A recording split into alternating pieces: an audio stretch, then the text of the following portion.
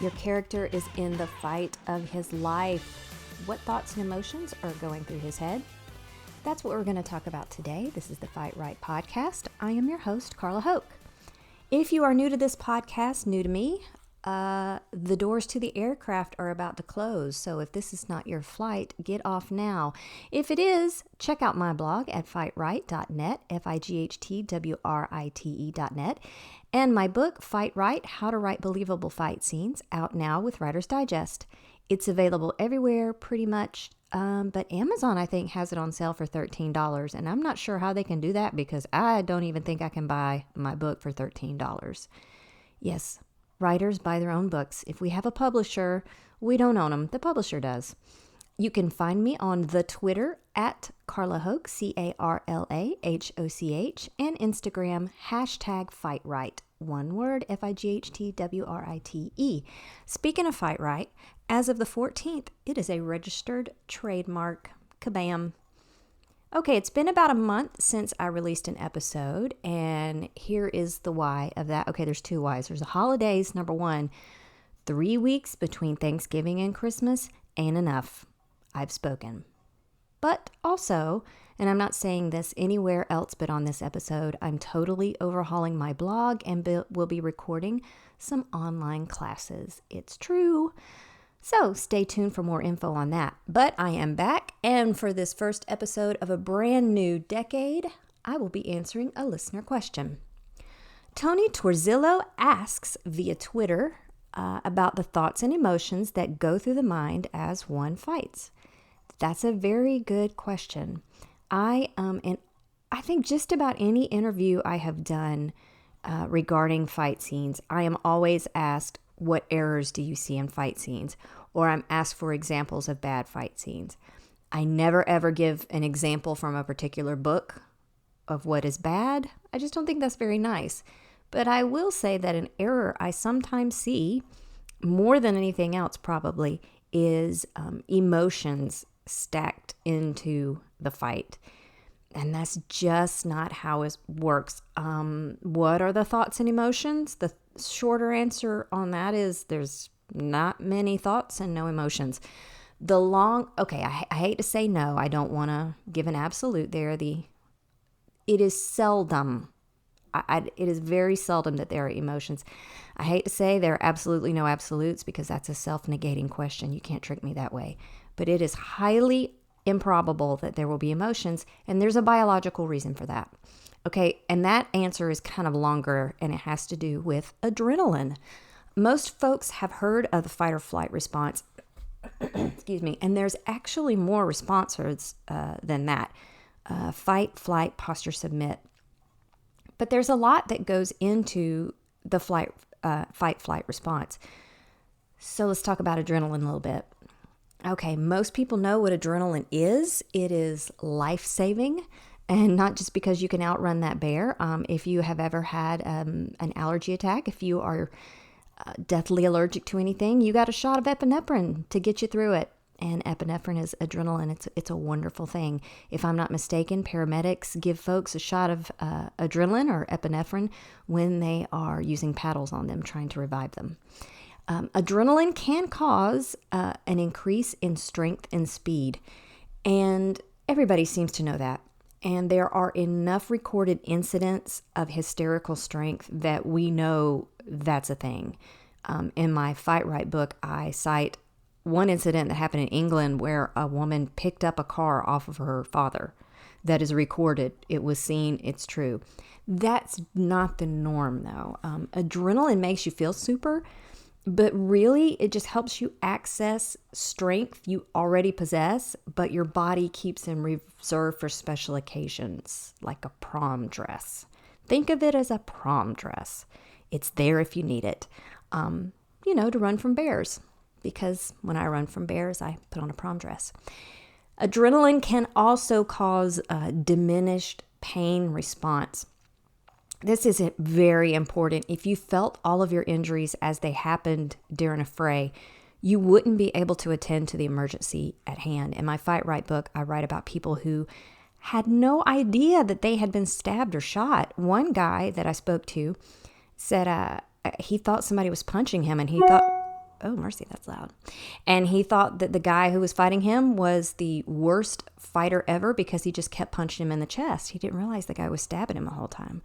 On a much lesser scale, while I've been in competition and training in class, I have dislocated and sprained things and had no idea until the adrenaline ebbed. Now, does that mean you don't feel anything? No. It is a diminished pain response. The pain may register, but it will not be to the same degree as if you had no adrenaline going through your body. You also get heightened senses. You get tunnel vision. Objects seem larger. Hearing is more acute. Pupils dilate, and it gets to allow more light in. And there is a time distortion. Sometimes things really do go in slow motion. I've experienced this. And apparently it's a function of the amygdala, which I have heard people call amygdala, and I think they're just talking about Star Wars. It's amygdala, right? Somebody tell me. Call me. Let me know. But the amygdala becomes more active and it lays down extra memories. That is not to say that they will always be accurate memories. You see large scope things when you are under adrenaline. You will see lights, you will see big structures, but you may not see tiny little details of things. You will also have diminished critical thinking skills. And this, Tony, goes to your question. When you are in fight or flight mode, critical thinking skills diminish greatly, and seemingly simple decisions just are not that easy. Literally, whether to go right or left may confound your character. And really, that's best most of the time, because when you're in an emergency, you don't need to be making complex decisions. You need to just be thinking, run. So what about characters who do have to do complex thinking as a part of their job, such as a first responder? Well, these folks train very hard and they practice what they do as they train. That's why fighters spar. Sparring is not for learning new things. And by sparring, I mean train in an actual hand-to-hand combat of some kind, if you're not sure what sparring is. They're just practicing. That's when you do a drill by yourself. But sparring is you face-to-face with another person, battling it out. It is not a time for learning new things. Sparring is a time to practice what you already know while you're in the fog of adrenaline. I can't tell you how many times I've been on the way home from the gym and thought, gosh, how did that person get me? Why didn't I do this move? Well, it's because adrenaline had hold of my brain and all I had was muscle memory. And my muscle memory for the defense I needed just wasn't there yet. If your character is a fighter of any kind, they are going to do live sparring and they will have learned to remain calm and to handle that adrenaline. And like I said, they are going to have muscle memory. That's why people drill. They do the same move again and again and again. Is to teach their muscles what to do and teach their body how to respond without necessarily having to think about it. Because again, your brain has trouble thinking while it's in fight or flight mode. I read a book recently called The Brain That Changes Itself. It's a fantastic book, and our brains are wonderfully lazy. They like to do what they have done. So every time you do an activity or you think a thought, your brain creates a little synapse, and it likes to use the synapses it already has. It doesn't like to use new ones. So when you have a synapse in your brain that your thoughts have traveled over again and again and again, if my opponent throws a jab, this is what I do. They throw a jab, this is what I do. And you do that thing again and again. Well, the brain, when that jab registers, boom, the brain goes to the synapse that says, oh, this is what I do.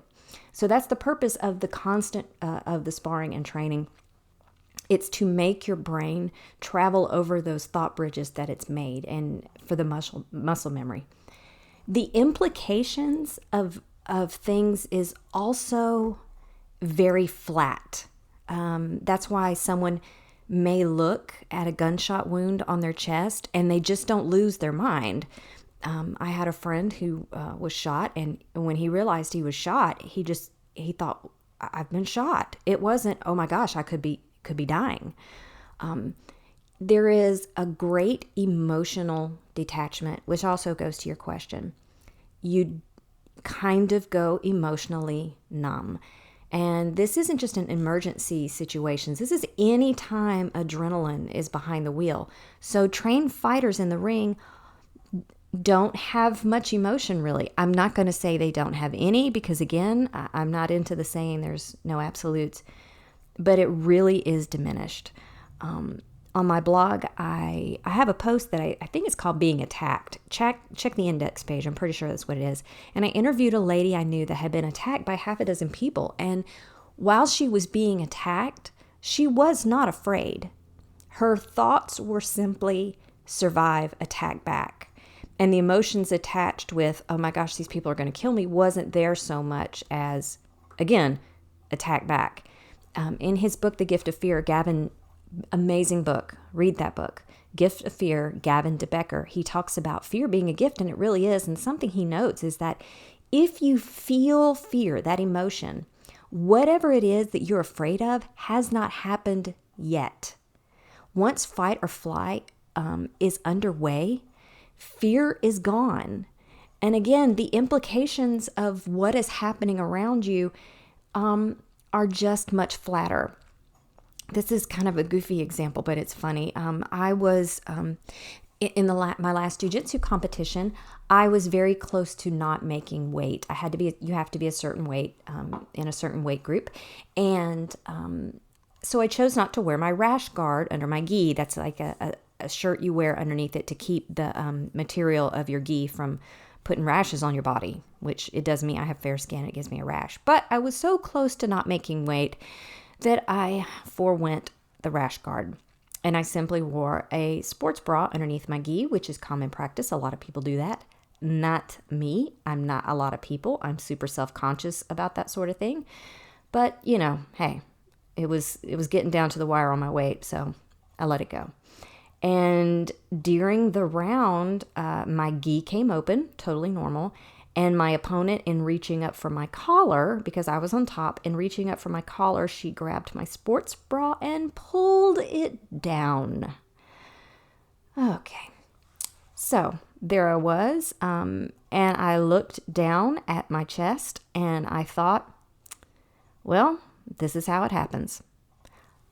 I don't know why I thought that.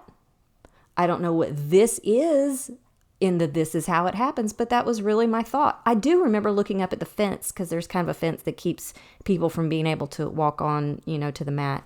And I remember looking up at the fence and thinking, well, this is how it happens. The implications of me being bare-chested in front of all of those people just didn't hit me as hard. And I'm going to tell you, as a former high school teacher, I have seen females in fights and they will tear each other's shirts off.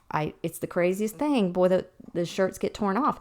And the females just don't react to it like, oh my gosh, I'm bare and everybody can see me. It's the adrenaline. The implications of it just aren't there. So, back to your question, Tony. In summary, in media res, or in the midst of things, emotions just aren't there so much. They may be for some folks, but that goes against the norm of adrenaline. And again, there is a purpose to that. You don't want to be all emotionally in it when you're in a fight. Emotions need to take a back seat, and muscle memory needs to come into play.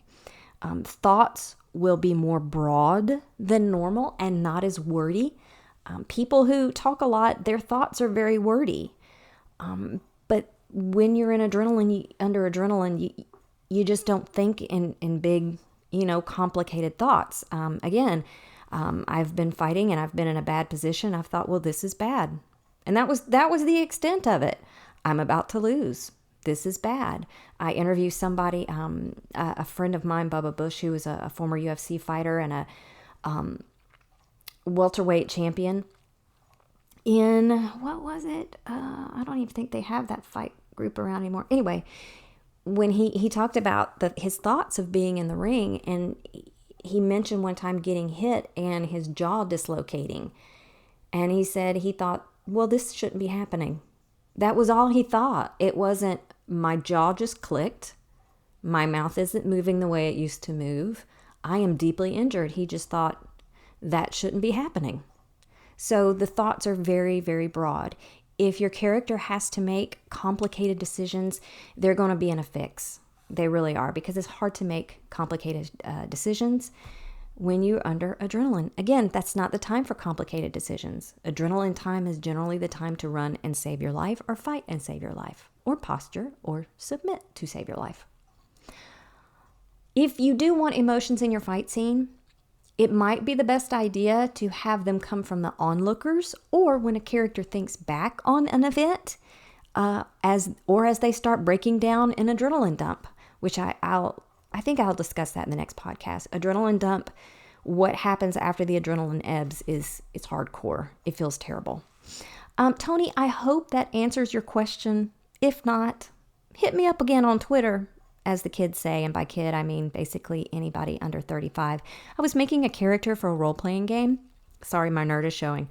And my husband was looking over the profile and he said, you might want to make the character kind of young. And I said, young? He goes, yeah. I said, look, what, 30? That's young to me now.